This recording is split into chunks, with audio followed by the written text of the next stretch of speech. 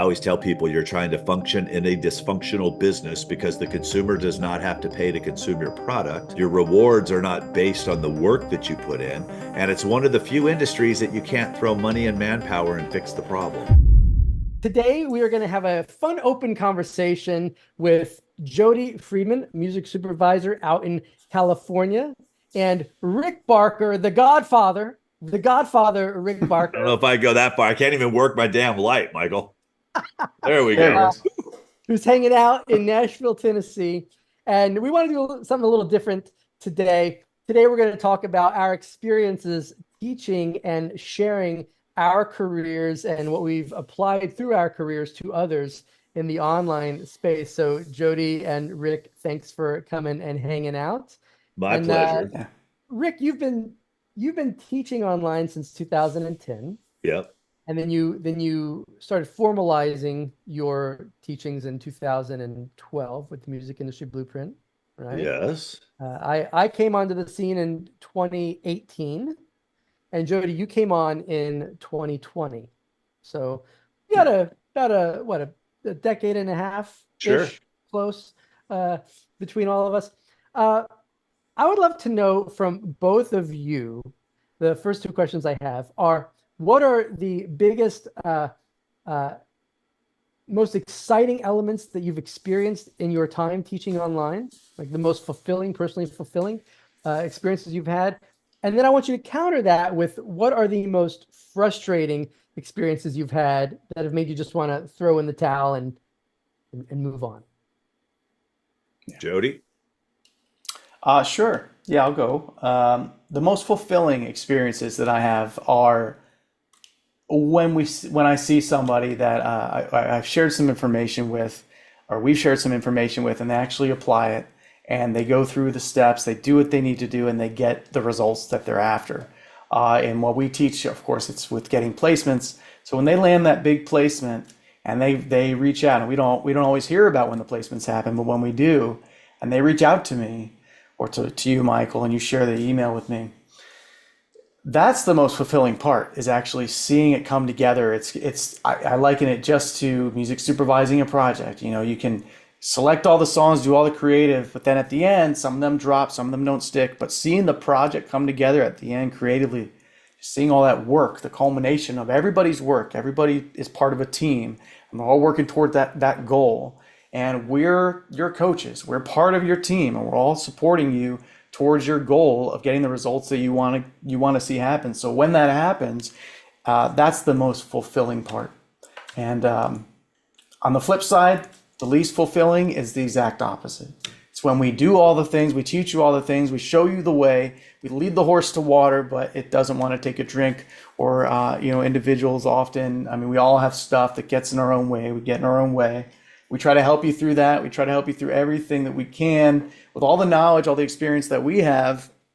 And my experience online, as you guys just pointed out, it's much less than what Michael and Rick has. But we share with you that knowledge, and it's almost like it just goes in one ear and out the other. That's very frustrating. Rick? Yeah, I think for me, the most fulfilling is just seeing when somebody finally hits their goal, hits their dream. Everyone's got different dreams, everyone's got different goals. I've had clients that have been able to take their music income and replace one of their jobs. They were working two jobs, so they're getting one step closer to having music, be able to support them full time. It's fulfilling when someone says, "Hey, I did what you said and I got a check." Or, "Hey, I did what you said and I just sold out a show." Or, "I did what you said and a publisher's now willing to talk to me." Because my job, I never built this to go get people record deals. I never built this to help people go get publishing deals. I never built this to help people go get sync deals. I built this to help people take the music that they've created and have impact with it throughout the world. It's like, and I always tell people, and not all of them enjoy hearing it, but I said, listen, if we can put you in a place where you can make 50 grand a year doing what you love, most people go to a job every day doing something they hate, making much less. So the most fulfilling part kind of goes back to kind of what Jody says is when I see people take what it is I say and actually do something with it. I had one of our marketing mentors, and I won't mention their name, came to me and he's like, Rick, you need more testimonials. You need to take more credit for what's happening with these artists. I said, well, so should I also take credit for the ones that aren't doing the work? Because they have the same resources, they have the same material. So it's like when an artist, I have to get better at this. And people tell me, they're like, dude, learn how to take a compliment. Because they'll come to me and they're like, Rick, thank you so much. I said, no, it was you. It's like, because I deliver the same message to a lot of the same people. So why is only a small portion? And I'm going to be straight up. There are more people who have access to my courses that are still in the same place that they were 5 years ago when they bought it than there are people that have continued to move up the level. Why? Because that's called being human. That's why not everyone who plays baseball is an all-star. That's why not everyone. Think about this. We go to the same school, same teacher, same book, same hours in the day, one valedictorian.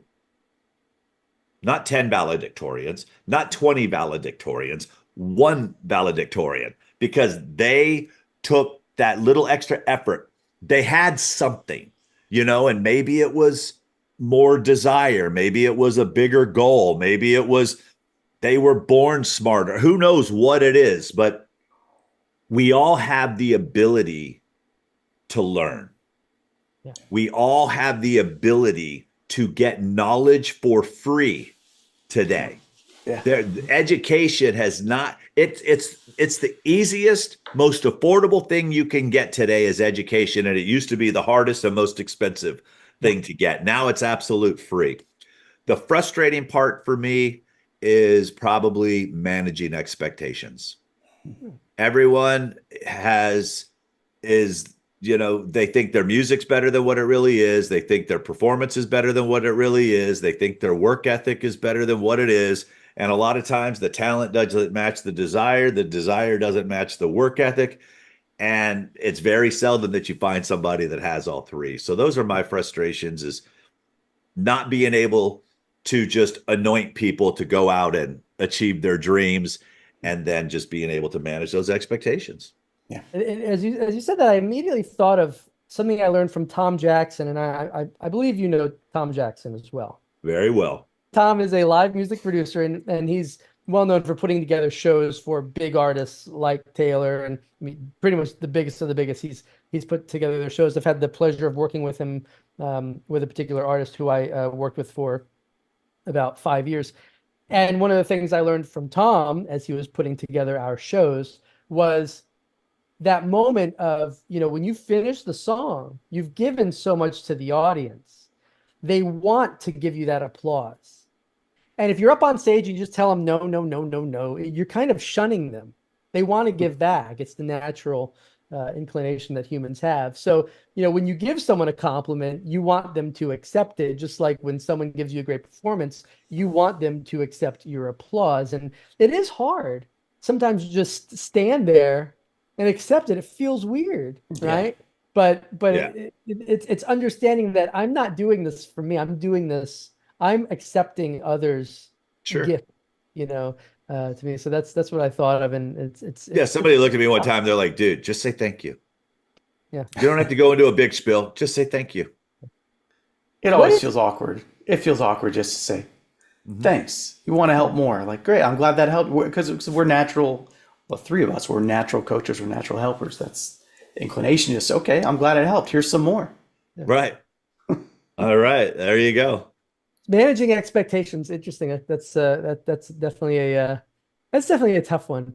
What would you say as far as your own perspective of you? Because obviously you've been in now for Rick, you've been doing it for 14 years, Jody for 4. What is the biggest lesson you've learned about yourself during that time? I had to learn how to say no. I took on way too much stuff in the beginning. I learned that I used to answer every email as soon as it came in. I used to answer every text as soon as it came in, and then people started expecting it, and I thought it was cool. It's like, look at me, I'm my own customer service thing and stuff like that. But it was like, that was one of the toughest things, was to realize that it's okay not getting back to everybody as soon as they send the email. Uh, the other thing that I learned about myself is, no matter how much you want to help someone, they have to want it more. And Mhm. I'm a want it more person anyway. I mean, I always tell people I'm going to probably outwork you. Let's just not let it appear that way, Mhm. because that's just my personality type of thing. I also realized, I wish I would have realized earlier that not to create courses. And I say that because nothing's cookie cutter. And I let a lot of people probably go down a lot of roads they shouldn't have gone down because they weren't qualified to go down it, just because they had access to the Ferrari. I never really taught them how to drive the frickin' Ferrari. Mhm. And I think a lot of them, and I take full responsibility for that, is because I go now, a lesson that I've taught myself is everything I do or everything I put out, I try to go back to a beginner's mindset, because I wanted to give them the best of the best in this. And I think I overwhelmed a lot of freaking people early on. I thought, here's 5,000 hours and here's 47 workbooks and now go have a music career. And I'm like, oh my God, if I would have just simplified this stuff earlier, I realized where I was a part of the problem. And I've always wanted to be the solution, but I was as guilty because we were all taught that way. Over deliver, 500 bonuses. Here's this, and this. And all of us learning from the same people, we just Yeah. beat the crap out of some of these artists, because there's Yeah. 14 of us all at a marketing event, learning the same strategies, learning the same things. And then we came and we beat everybody up.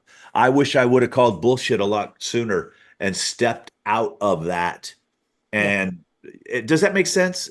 100%. Yeah. 100%. Jody and I talk about that a lot. In fact, we were talking about briefly before we started is everyone in the online space, we joke about it actually. We've changed a lot of how we present live, completely different than what we did previously. Because everyone has learned the same webinar formula, Mhm. right? I remember when I first went online in 2018, and Bill, as you know, Yeah. Rick, Bill was like, "So when are you going to do your first webinar?" And I was like, "I'm not going to do a webinar. I'm never going to do a webinar." I had that mentality of like, I'm not going to do this stuff. I'm just going to teach licensing. But then, of course, I did my first masterclass webinar thing, and it Yeah. was a cluster. I mean, it was a mess because what do I know about, putting on an educational format in 45 minutes. I knew nothing. I was a fish out of water. And I think like most people who have that experience afterwards, they go, that was embarrassing. I need to learn how to do everything everyone else is doing, and that they're doing well. And then, to be honest with you, it started getting really boring. I started feeling that in 2022. I got to the point in 2022 where I knew I was going to shut down master music licensing. I knew I was shutting it down at the beginning of 2023. I was done. It had been 5 years. Um, I joke with music licensing because it is very much a system. It's kind of like backing your car out of a garage. Your car's either in the garage or out of the garage. There's only so many ways you can back your car out, right? So there's only so many ways you can present it. But when Jody and I started talking and doing some stuff together in 2022, it was a lot of fun.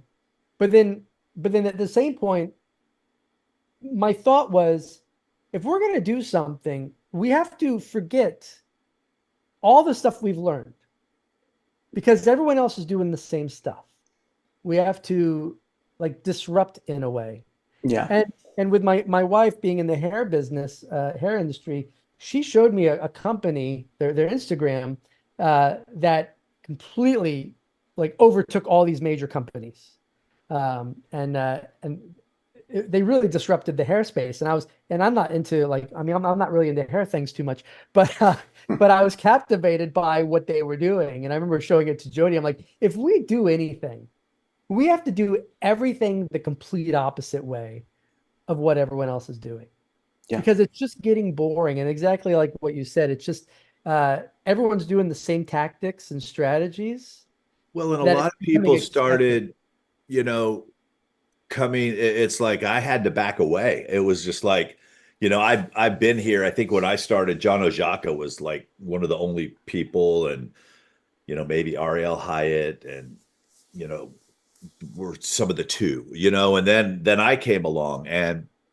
the problem that I ran into was I didn't I want to say this the right way, and I don't want to come across as an a-hole, but I didn't respect a lot of the marketers that were coming into the music space, no matter what their accolades were, no matter what talent they had, no matter I may have enjoyed having dinner with them, but I didn't like the way that they were marketing, and I didn't want to be associated with it, but I also too didn't want to call somebody out. It's like I had to bite my tongue a Yeah. lot of times. And people would always come to me and they would go, "Hey man, you've got this list and you can make a lot of money." I said, "Then why don't you lead with how you can serve my list, Yeah. not with how much money I can make?" It's like, and it started becoming about the money. It started becoming more about our affiliates made this much money and we were able to do this. And I'm like, yeah, I said, but what you're offering is right for a very small amount of people, and you want me to promote it to an email list of 90,000 where 80,000 of them are going to think that it's right for them because it came from me, Yeah. because they still think that I'm sending them an email just to them. It's like I Yeah. know how this. So it's like, oh, hey, Michael. No, it's like it's hey, Michael. It's hey, Jody. It's hey, hello, Lisa. It's like I'm sending out a mass email, but I learned how to write emails so well that they think I'm just talking to them. So they go and they second mortgage their house to get this $20,000 mastermind, and I'm like, oh my gosh, Yeah. and it's like, and it got very concerning. And I had to reach out to a couple people and say, listen, I know this isn't your intention. And I know this isn't what you're saying, but I can tell you what they're hearing. No, and no part of your marketing did you say that, but every single one of them is hearing it this way. And you're not doing anything to really say, look, here's what I mean. At Yeah. the end of 90 days, you will have this with the potential to. Mhm. Not, and all they hear is, wow, I spent 5 grand at the end of 90 days. I'm going to be making 5 grand. Yeah. No, that's not what he said, but that's what they heard. Yeah. And I started feeling yucky. Yeah. I started being like, I don't even want to be on. I stopped doing virtual events. I stopped doing the webinar. I stopped letting people use my name and Yeah. Taylor Swift to bring people to their thing. I just was like, no, no, no, no, no, no, no, no, no. I'm not, I don't, you do your business. I'm not here to tell you how to run your business, just for my own peace of mind. Yeah. You'll remember, it's like back when I said, these are the only two guys that I'm going to promote in this space. And I had other people in your space freak out because I knew Yeah. them longer. Oh, well, Yeah. we got those emails from those people. Yeah. And I was What? just like, look, here's the thing. It's like, I remember the first time I ever promoted anything in the sync space was with Michael. And then I met Jody. And then there was another person who I'm not going to name. I loved that Jody was a practitioner. He came in at a price point that I thought if someone did the work could get results, and if somebody didn't do the work, I wasn't going to lose sleep because they made that type of investment, which I shouldn't have cared about, but I always do. You know what I mean? It's like, hey, if somebody pays $500 and they chose not to do it, screw them. That's on them. If somebody pays 5,000, I kind of, it gets a Yeah. little weird for me. Yeah. And then everybody was just like, I'm like, no, I want to give people options. I want to let people, it's like a manager. You got to get to know somebody. Yeah. You two could say the same thing, but somebody may just hear it different from Jody versus Michael. And people were starting to get very territorial with me and my list. And I'm like, I don't have to ask your permission to do business with this person. And I'm just like, what group of people have I just associated myself with Yeah. where I've got to start asking permission to run my own damn business? I remember you and I met up at Starbucks after you had gotten a call from someone in the sync space, and your words to them were, Michael can run his own business the way he wants to run it, because I was doing a Yes. launch. They were doing a launch at the same time. But what's really funny is when Jody and I first launched Elite Music Coaching, our first offer was Sync Titan, Yep. the community. And we immediately got a cease and desist letter from someone else who has a sync community. And it's funny because the letter was written in a way to where like they try and make it sound like very legal, but Sure. they're stupid, because the reality is you cannot trademark a title, like a title, basically like a description. Like Sure. sync is a description, a community is a description. You cannot trademark rock band. You cannot What? trademark. Yeah, you Oh my can. gosh. It's crazy. I know Yeah, Gene right. Simmons tried. Gene Simmons tried.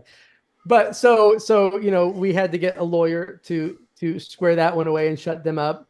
And Yeah. then like 2 months later, we released Sync Placement Academy, and we immediately got another cease and desist letter from Mhm. From someone the else, same person?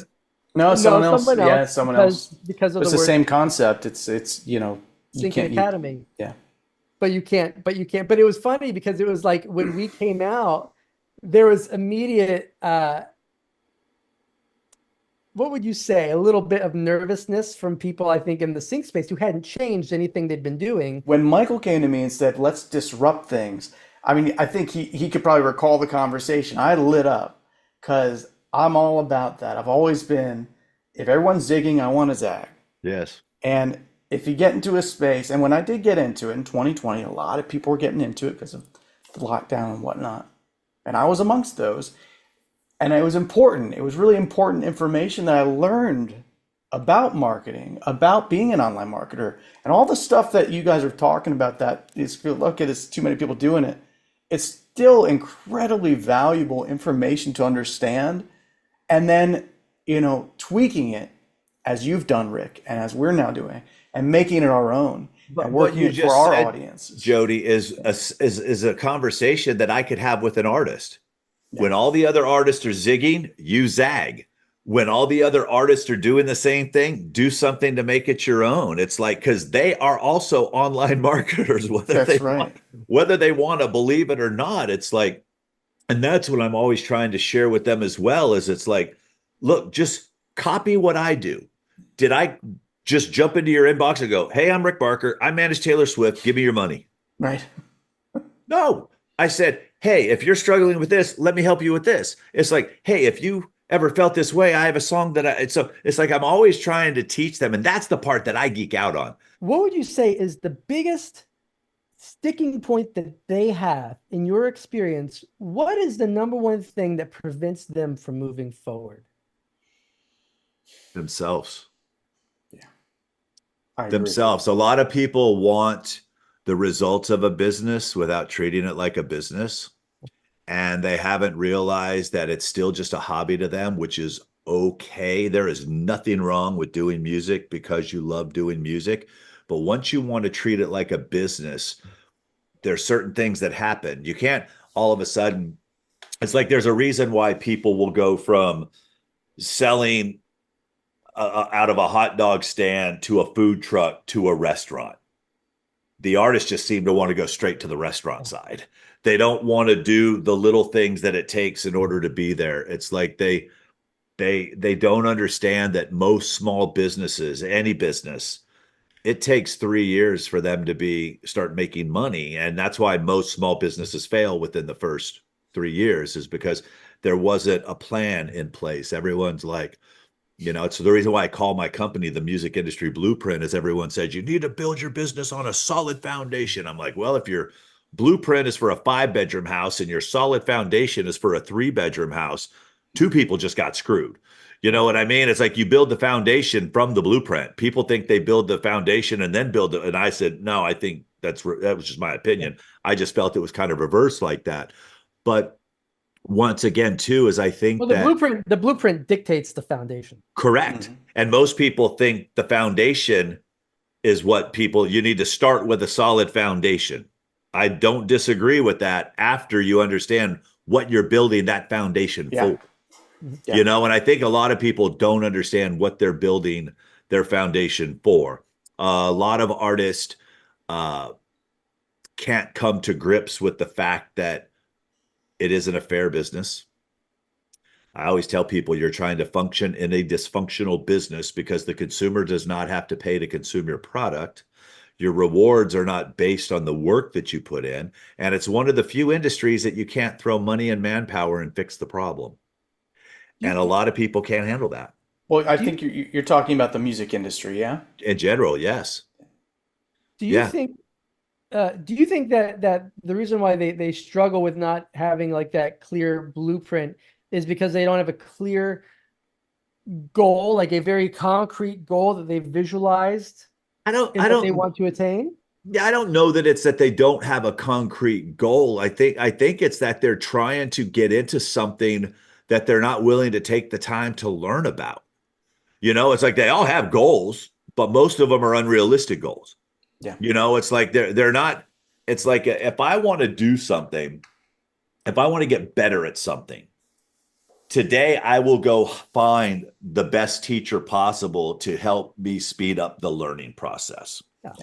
That's what I tell people. I can help you speed up the learning process at which you learn, at which you find answers. I can't speed up success. I can't speed up luck. And people still forget that there's an awful lot of luck. And luck means the luck might be getting in the room to present your songs, and then you didn't prepare yourself and you don't have your files ready and you don't have I don't know, all the documents that you guys know that they need. Instead of waiting for that opportunity to be the right time for them. That's another one is people, of course, they'll come to us because we know people.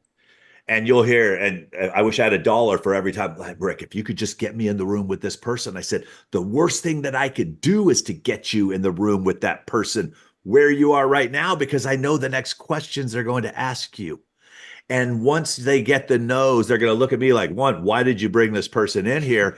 And two, you go back to the front of the line and you may never get another opportunity. And that's been hard conversations to have with people because I tell them, I said, look, when you're ready, just between us, I'm going to put you on my back and I'll walk you into that label. Yeah. But you know what? I haven't put anybody on my back and walked them into a label in 8 years. Why? Because one, that person may not be the right person for that record deal. That person may not be in a position yet. It doesn't mean we can't work you towards that. But I think people just want it all right now. Mm-hmm. And it's like, let the chicken cook. If you want chicken just because you want chicken, you're going to die. You're going to get salmonella or something. Let the chicken cook. Wait till it's right to eat the chicken. It's like, and everybody just wants it right now. They're like, if you could just get me with that, I'm like, oh, and I'm sure you guys get it more than I do. Oh, yeah. Yeah. Yeah. I think one of the things is when it comes to luck, I've never personally on my own journey, I've never really believed in the idea of luck. I've always looked at it as you are in control of your luck. And so I always looked at it in my head and I view things as putting yourself in the path of opportunity. I always wanted to put myself in the path of opportunity. Yeah. A big part of that meant moving to specific locations. Yes. Also, by the way, a big part of that in where I lived in Nashville, the particular neighborhood and area of Nashville that I moved to was also a highly concentrated music. You were my neighbor, a highly Yeah. concentrated music industry area. The neighbor behind me, literally directly behind me, is a Grammy-winning producer. The neighbor down the street, Dave, who we met through multi-platinum winning producer. So guitar player 7 houses down from me, guitar player in a very, very well-known band. So that neighborhood was a little out of reach for me when I moved there. So I had roommates move into my house when I bought my house in order to help me pay the mortgage until I could fully do it on my own. But that's just an example of that was a very conscious decision because I knew that moving into that neighborhood would open up more opportunities for me. Yeah. I knew that when I moved to Los Angeles, I didn't just move to some town in LA. I specifically moved to Sherman Oaks, Studio City area because that's where a lot of stuff was happening. And I wanted to meet people at Starbucks when I was sitting at Starbucks, and I did. And so to me, you make your own luck by putting yourself in that path of opportunity, by It's showing up, by getting on airplanes, going to conferences, opening your mouth, talking to people. Yep. yeah. It's a combination of all those things: dedication, Yep. determination, resilience. All three of us have all those things. We're determined, we're dedicated, we have a strong work ethic. The people who crush it in sync, the people who crush it in the music industry have all those things, and they put themselves in the path of opportunity. So I think it's definitely not one thing or the other. I think everything has been everything's proven again and again and again. But the challenge that I find musicians have is that it doesn't seem like work when you pick up your instrument. If you love it, you're passionate about it, you just do it, you learn it because you love it, you're passionate about it. It's music, you're drawn to the art. Where the work starts, it's when you have to build that foundation and you have to discipline yourself, because there's no more schooling for that. You're done with grade school, you're done with college if you went to college. Now you have to act consciously, make a choice to educate yourself. And And they're not continue really, to educate yourself. you continue to. And most people don't. Most people don't. People like to learn, some Yeah. people more than others, but they're not as passionate about going to class, going to take lessons, educating themselves. Most people aren't as they are about playing their instrument. A lot of people, a lot of musicians, and we all have, this is universal. We've all, as musicians, we've all faced a lot of rejection and lots of no's. And for some, that affects us more than others. Some people just bounces off and they don't care. And other people, like, they really take every no and rejection to heart. So from both of you, I would like, in under a minute, what would be your advice to those who have faced rejection, feel down, feel depressed, or just kind of a little discombobulated about about even whether or not they should continue pursuing their passion? I'll say it real quick. Stop putting yourself in position where you need to seek other people's validation on what you are and who you are as a musician and as a person. Like you said, you hinted at, I've always been someone who, you tell me no, I say, okay, what about you? Yes or no? Okay, what about you? Yes or no? Like, it doesn't phase me. I just let it roll off, because deep down, I know I'm meant to be doing what I'm doing. I'm meant to, follow my calling, and I've always trusted that. Um, You're a Part of unicorn, that, though. You're a unicorn in yeah. that Well, and capacity because most people don't feel that way. They need yeah. validation and they feel if you do tell them no, their whole life has ended and there's not another opportunity Well, and for then I would challenge those individuals to ask themselves why they need that validation. Because it's not about your songs, it's not about your music. There's something else deep down that, them. for a Hmm. reason, you need that validation. And So that's I'm not a therapist, we're not therapists, but that's yeah, something that you have to dive really deep and And take a this is hard look at not yourself. the place you want to come play if you're trying to keep your mental health and you That's have a right. problem hearing no, because that's the majority of the answers, because there's not enough space for everyone. There's not enough room on the charts. There's not enough room on rosters. There's not enough songs that can, there are only certain number of songs that can fit in a movie. It's always going to be a no. It's just you move on to that next opportunity. And if you That's right. base everything off of, I didn't get that sync placement, or I didn't get that role, or I didn't get this, I just say do music as a hobby, do it because you love it and have fun with it, but you're not going to survive. not everyone loves the Beatles. What? No, just kidding. Not everyone loves the Beatles. Jody loves the Beatles. I I say love it the right Beatles. there. I Yeah, love the Jody. Beatles more than the Stones. There, I said it. Not Yes. everyone loves the Stones. Yeah. But that's kind of, I think the main thing when you get into this industry, when you get into creating music, you're creating something that's subjective. Yep. And I think it's important to keep in mind that what you are creating is entirely subjective. Smells Like Teen Spirit was a monster hit. There's a lot of people who hate that song. There's a lot of people who love it. There's a lot of people who are completely indifferent to it. And same with the band. So when you get into creating something that is subjective, you have to walk into that arena with the expectation that people will not like it. People are not going to like everything you do. And I think that's one of those things where, like, you have to expect that. And so when you get the no's and you get the rejections, you have to just let it bounce off and go, Yeah. that's fine. They didn't like it. Other people will. Other people do. Who cares? No one will please everyone. And that's Right one that you product really have to internalize. in front of the right audience, Yeah. make the right offer. Yeah. Yeah. I mean, even Hans Zimmer gets no's. You know, he puts his name in the hat for a bunch of jobs that he gets turned down from. So it's no is the default answer in the entertainment business as a whole. I don't know about you guys, but when I'm listening to songs, you probably act the same way, react the same way. My default is no. I expect it to suck. I expect it to be bad. When people play me their songs, I expect it to be bad. Why, if I keep listening, then that's because I surprised myself, or you surprised me rather. You surprised me. So I keep listening, and I'm still looking for a reason to say no. I'm expecting it. Here comes that pitchy vocal. I'm just waiting for it. Here comes that really cheesy lyric. I'm just waiting for it. Here comes that, buzz sound. The guitar has too much buzz on it. I'm just waiting for it. We have our guards up as the people that, we're in the business. So our whole business is built on product that has to stand out. Otherwise, It's there would be no interesting. business. The business wouldn't survive.